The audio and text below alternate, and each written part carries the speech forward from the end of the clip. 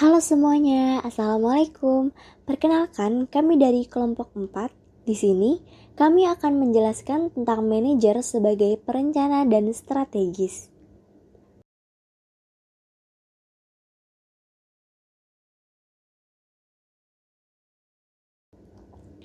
Apa itu proses perencanaan? Perencanaan adalah proses yang digunakan oleh manajer untuk mengidentifikasi dan memilih tujuan tindakan untuk organisasi. Rencana organisasi yang dihasilkan dari proses perencanaan merinci tujuan yang ingin dicapai. Pola keputusan yang diambil manajer untuk mencapai tujuan tersebut adalah strategi organisasi. 3 tahapan proses perencanaan. Yang pertama, menentukan organisasi, misi, dan tujuan, yaitu mendefinisikan bisnis. Yang kedua, perumusan strategi, yaitu analisis situasi saat ini dan mengembangkan strategi. Yang ketiga, implementasi strategi, yaitu alokasi sumber daya dan tanggung jawab untuk mencapai strategi. Tahap 1. Menentukan misi dan tujuan organisasi.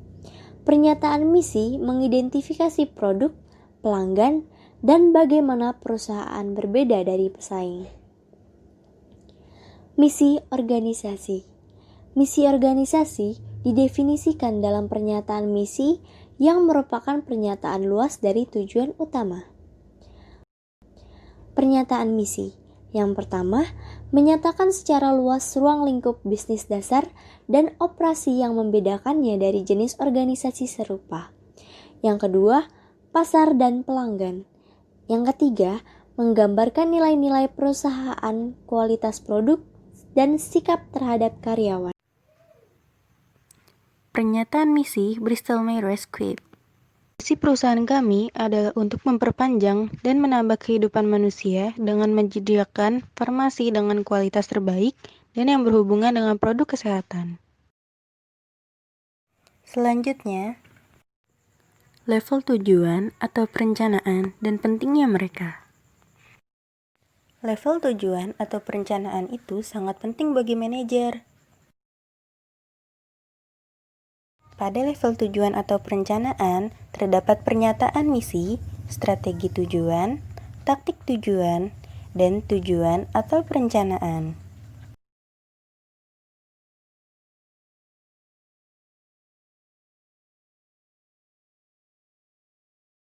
Tingkatan tujuan.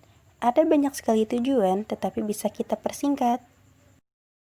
Pada tingkatan tujuan, yang paling atas terdapat misi.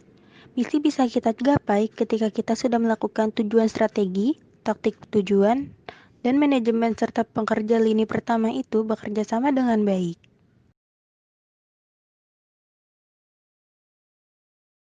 Tujuan adalah kegiatan masa depan yang diinginkan untuk bisa diwujudkan oleh organisasi. Dengan kata lain, tujuan adalah hal terakhir yang ingin kita capai bersama-sama.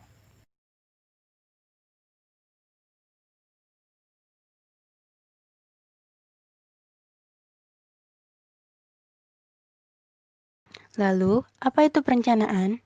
Perencanaan adalah cetak biru yang menentukan alokasi sumber daya, jadwal, dan tindakan lain yang diperlukan untuk mencapai tujuan.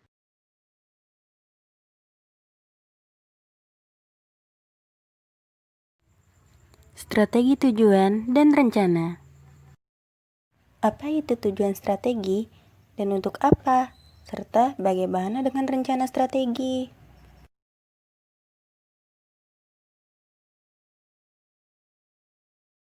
Tujuan strategis, di mana organisasi ingin berada di masa depan berkaitan dengan organisasi secara keseluruhan. Langkah yang digunakan untuk mencapai tujuan strategis.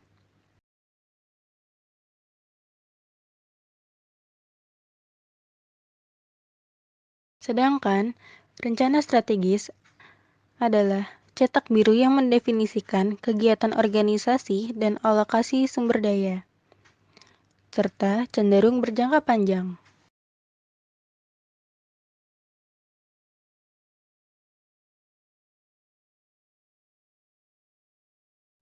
Selanjutnya ada tujuan dan rencana strategis. Tujuan strategis di mana organisasi ingin berada di masa depan dan berkaitan dengan organisasi secara keseluruhan. Seperti memberikan arah jangka panjang perusahaan yang bakal dicapai, membantu perusahaan beradaptasi pada setiap perusahaan, dan membuat kinerja perusahaan menjadi lebih efektif. Rencana strategis. Rencana strategis adalah kegiatan manajemen organisasi yang digunakan untuk menetapkan prioritas, memfokuskan energi dan sumber daya, serta memperkuat kinerja operasional. Rencana strategis ini cenderung bersifat jangka panjang.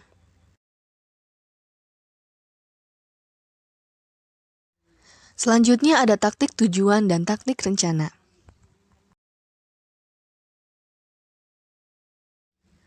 Taktik tujuan meliputi tujuan yang menentukan hasil yang harus dicapai oleh divisi dan Departemen utama, serta diterapkan ke manajemen menengah. taktik rencana. Taktik rencana yang dirancang untuk membantu melaksanakan rencana strategis utama, lebih pendek dari kerangka waktu daripada rencana strategis. Selanjutnya adalah tujuan dan rencana operasional.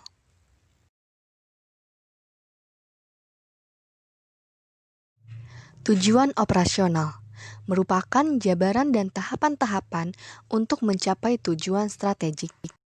Tujuan operasional ini harus memiliki hasil yang spesifik dan terukur, serta diharapkan dari departemen, kelompok kerja, dan individu.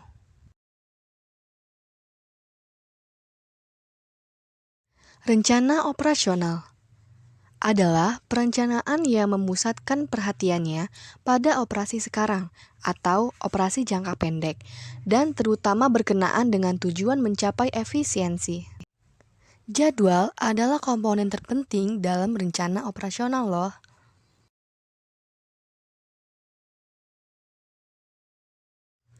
Karakteristik pengaturan tujuan yang efektif. Ada 5 karakteristik yang harus dimiliki. Yang pertama, spesifik dan terukur. Yang kedua, mendefinisikan periode waktu. Yang ketiga, mencakup area hasil utama. Keempat, penuh tantangan, namun realistis. Dan yang terakhir, dikaitkan dengan penghargaan.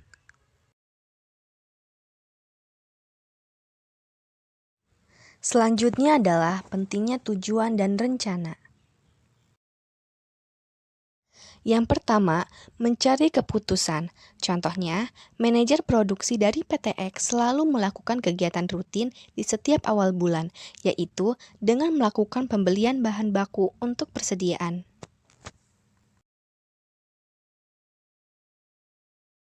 Yang kedua adalah panduan untuk bertindak. Ketiga, standar kinerja. Standar kinerja adalah ukuran tingkat kinerja yang diharapkan tercapai. Nah, sekarang apa sih manfaat bagi organisasi? Yang pertama ada legitimasi. Weber berpendapat bahwa legitimasi organisasi merupakan aktivitas organisasi yang konsisten dengan struktur dan aturan organisasi, termasuk alasan keberadaan organisasi. Karyawan mengidentifikasikan dengan tujuan keseluruhan. Yang kedua ada sumber motivasi dan komitmen. Ini bisa dilakukan dengan cara 1. Identifikasi karyawan dengan organisasi. Identifikasi dibangun untuk mencerminkan nilai yang terdapat di dalam diri karyawan dengan organisasi atau perusahaan. Tujuannya adalah untuk mengetahui hubungan di antara dua variabel, yaitu identifikasi dengan kinerja karyawan. Cara yang kedua yaitu memotivasi dengan mengurangi ketidakpastian. Charles Berger dan Richard Calabrese menyatakan bahwa komunikasi merupakan alat untuk mengurangi ketidakpastian seseorang, terutama bagi orang-orang yang belum mengenal satu sama lain. Sehingga saat ketidakpastian itu berkurang, maka akan tercipta suasana yang kondusif untuk pengembangan hubungan interpersonal. Yang ketiga, panduan untuk bertindak. Berikan arah dengan cara fokuskan perhatian pada target tertentu dan mengarahkan upaya ke arah hasil penting.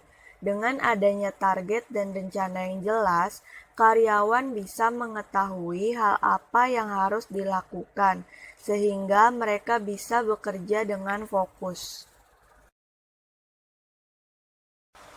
Yang keempat, dasar pemikiran untuk keputusan. Pelajari apa yang organisasi ingin capai.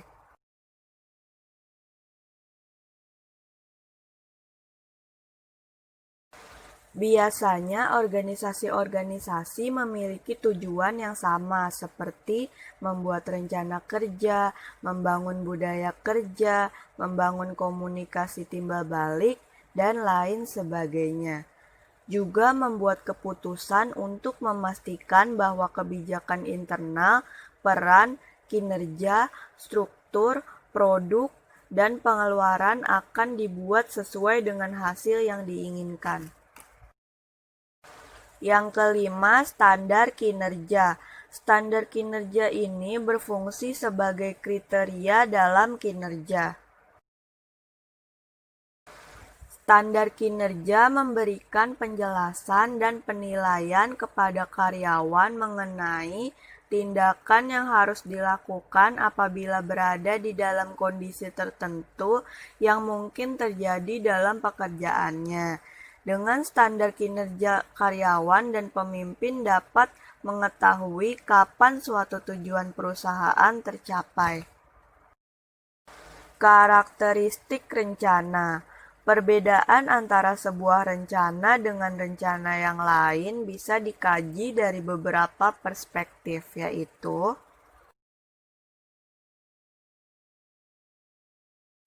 1. Horizon waktu. Semakin panjang horizon waktunya, maka akan semakin tinggi ketidakpastian yang dimilikinya, atau akurasinya relatif rendah. Ada 3 jenis horizon waktu. A. Rencana jangka panjang, biasanya 5 tahun atau lebih. Perencanaan seperti ini tidak bisa langsung digunakan dalam program kerja, karena masih perlu dijabarkan dalam perencanaan jangka menengah.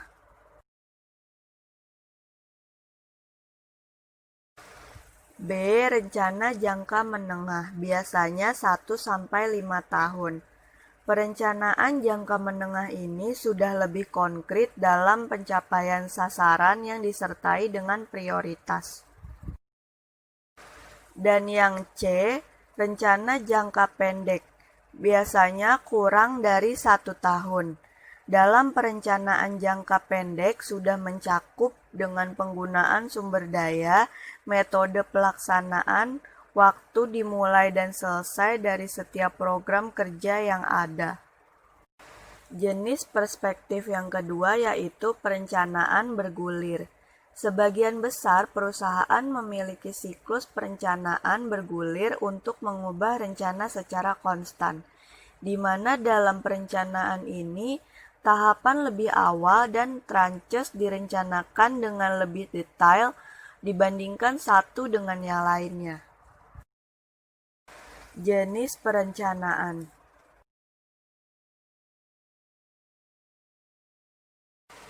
1. MBO atau Management by Objectives. Konsep MBO ini pertama kali dikemukakan oleh Peter Drucker dalam bukunya yang berjudul The Practice of Management pada tahun 1954. Menurutnya, Tujuan organisasi yang ditetapkan harus melalui proses persetujuan antara manajemen dan karyawannya, bukan dipaksakan dari atas. Cara ini lebih efektif dalam mendelegasikan otoritas pada sebuah organisasi besar sehingga semua karyawan memahami dan turut berkomitmen untuk pencapaian sasaran organisasi tersebut. 2. Rencana tetap atau standing plans. Yang dimaksud dengan rencana tetap adalah pendekatan-pendekatan standar untuk penanganan situasi yang dapat diperkirakan dan terjadi berulang-ulang.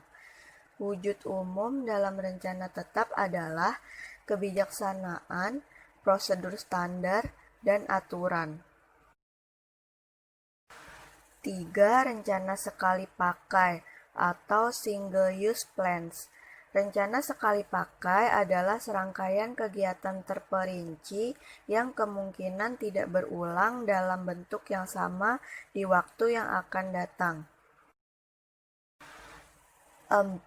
Rencana kontingensi atau contingency plans merupakan proses identifikasi dan penyusunan rencana yang didasarkan pada keadaan yang kemungkinan besar akan terjadi namun juga belum tentu terjadi. Contohnya penanggulangan bencana. 5. Perencanaan manajemen krisis merupakan proses di mana organisasi menangani peristiwa yang mengganggu dan tidak terduga, yang mengancam dan membahayakan organisasi. Model proses MBO. Langkah 1. Tetapkan sasaran, yaitu sasaran strategis perusahaan, sasaran departemen, dan sasaran individu. Langkah 2. Kembangkan rencana tindakan berupa rencana aksi. Langkah 3. Tinjau kemajuan. Tinjau kemajuan, lalu ambil tindakan korektif. Langkah 4. Nilai kinerja keseluruhan. Saat ini, saya akan membahas manfaat dan masalah manajemen by objective. Manfaat yang ditimbulkan dari manajemen by objective antara lain yang pertama, upaya manajer dan karyawan difokuskan mencapai tujuan. Mereka kini individu dengan tujuan-tujuan yang tergambar dengan jelas. Yang kedua, kinerja dapat ditingkatkan dalam segala aspek. Yang ketiga, karyawan merasa termotivasi. Dan yang terakhir, tujuan departemen dan individu akan menjadi selaras dengan tujuan perusahaan. Kelemahan atau masalah yang ditimbulkan mencakup yang pertama, lingkungan hubungan manajer dan karyawan yang buruk dapat mengurangi efektivitas. Yang kedua, sasaran strategis dapat digantikan oleh sasaran operasional. Yang ketiga, organisasi mekanistik dan nilai yang menghalangi partisipasi dapat merusak proses MBO. Yang terakhir, terlalu banyak dokumen akan mengonsumsi waktu dan menguras energi. Selanjutnya, saya akan membahas tentang rencana tetap. Apa itu rencana tetap? Rencana tetap adalah rencana yang diperuntukkan bagi tugas yang dilakukan berulang kali atau keputusan yang diprogramkan. Manajer mengembangkan 3 hal utama, yaitu kebijakan, aturan, dan prosedur. Kebijakan adalah panduan umum untuk bertindak dan memberikan arahan bagi orang-orang di dalam organisasi. Sedangkan aturan adalah ketentuan yang menjelaskan bagaimana tindakan tertentu harus dilakukan. Selanjutnya adalah prosedur. Prosedur adalah teks yang menentukan rangkaian langkah yang tepat untuk digunakan dalam mencapai pekerjaan tertentu. Rencana kedua yang akan saya bahas adalah rencana sekali pakai. Apa itu rencana sekali pakai? Rencana ini diperuntukkan bagi tujuan yang tidak mungkin diulangi. dikembangkan untuk satu masalah yang tidak terprogram. Biasanya terdiri dari program dan proyek. Sebuah proyek memiliki titik awal dan akhir yang ditentukan, serta tujuan khusus yang ketika tercapai menandakan penyelesaian. Sebuah program di sisi lain didefinisikan sebagai sekelompok proyek terkait yang dikelola secara terkoordinasi untuk mendapatkan manfaat yang tidak tersedia dari mengelola proyek secara individual. Perbedaan program dan proyek mencakup ruang lingkupnya, realisasi manfaatnya, waktunya, serta variabel lainnya yang memungkinkan. Selanjutnya yaitu rencana kontingensi. Apa itu rencana kontingensi? Rencana kontingensi ini diperuntukkan bagi situasi spesifik atau kondisi yang tidak terduga. Dalam hal ini, manajer harus melakukan dua hal, yaitu yang pertama, mengidentifikasi faktor tak terkendali yang mencakup kemunduran ekonomi, penurunan pasar, kenaikan biaya persediaan, perkembangan teknologi, dan kecelakaan keamanan. Setelah identifikasi, manajer perlu meminimalkan dampak dari faktor tak terkendali tersebut. Manajer perlu memperkirakan berbagai tanggapan alternatif.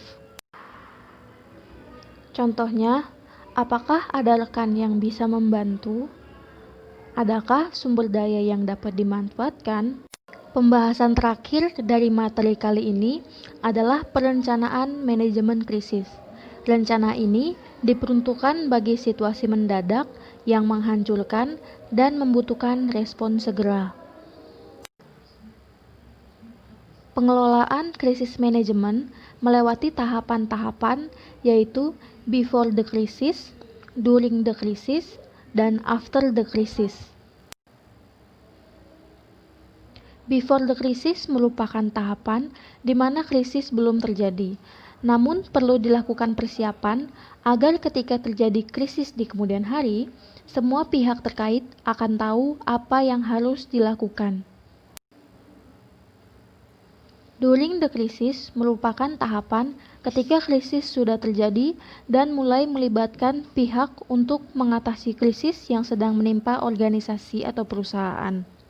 Manajemen mengumpulkan stakeholder dan memberikan info yang relevan terkait krisis yang sedang berlangsung. After the crisis merupakan tahapan terakhir ketika krisis telah terjadi. Dalam tahapan ini, manajemen melakukan evaluasi atas strategi penanganan krisis yang dilakukan. Apakah memang memberikan dampak atau memang memerlukan pembenahan? Sekian video dari kami tentang manajemen sebagai perencana dan strategis. Kurang lebihnya mohon dimaafkan. Wassalamualaikum warahmatullahi wabarakatuh. Jangan lupa like, comment, dan subscribe ya teman-teman.